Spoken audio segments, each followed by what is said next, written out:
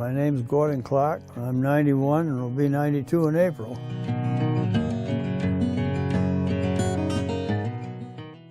Right over here to this little schoolhouse by the airport, just past Kiblin's. In fact, his brother used to be the custodian up there. He used to go in and build the fires and all that stuff in the morning, get the school ready, and I don't believe there was more than a dozen, 15 people up there, and I can't even think of their names now, hardly.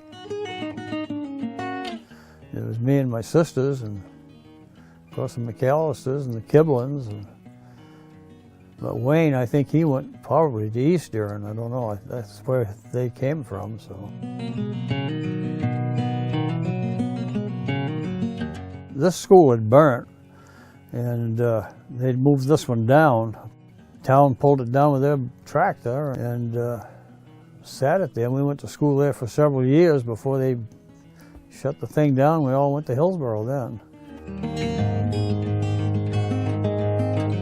We was better off then because we had a bus come around here and picked us up. This other school, we had to walk 2 miles.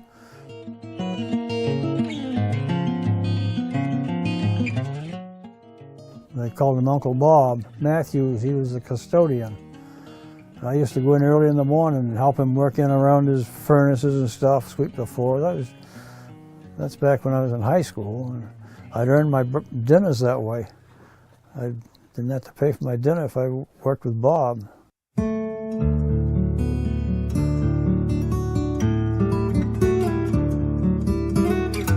So I got in good with him, and luckily his son-in-law worked for the state, Dude Kemp and all them people, so I was in good with them too, so eventually I got on with the state. I worked for pretty 40 years with them.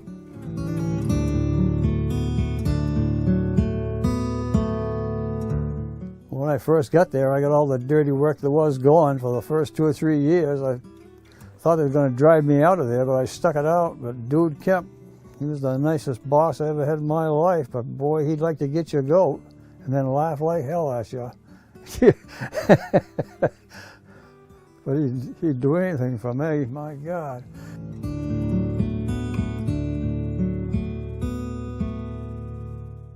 I was going to work with an open-air Jeep down near the state barn, climb right into the snowdrift, all open, no top, no nothing.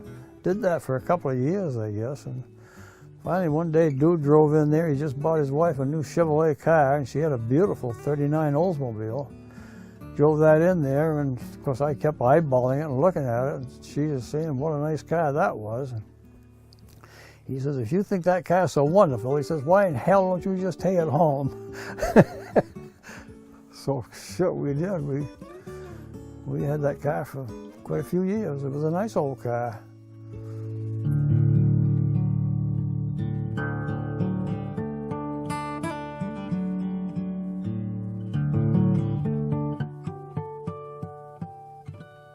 Tell you, when I got done for the state, when I retired, the doctor told me I needed a lot of exercise. He said, the more walking you get in, he says, the better. And I told Barbara, I said, I'm going up and find out where the cemetery crew is. I'll get in with them and I'll mow lawns, you know, mow cemeteries. So I found out Tom Kapatis was at the head of it, so I went up and saw Tom and asked him, I says, you know, you got an opening for anybody for cemeteries? And he said, well, you want a job? And I said, well, that's what I'm looking for. And yeah, he says, I'm the one to see. He says, I'll hire you on. You start tomorrow. And I said, well, where do they all meet, you know? Well, that's up to you, because you're it. I said, what? 6 cemeteries and I'm it?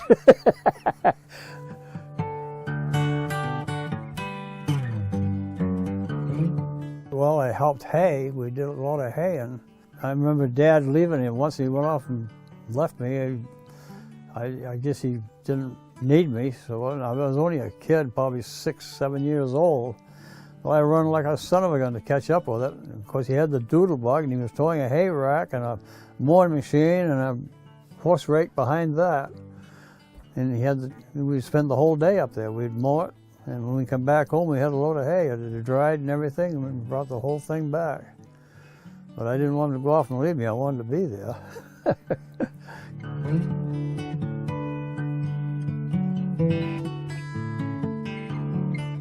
Oak split's pretty good by hand. Yeah.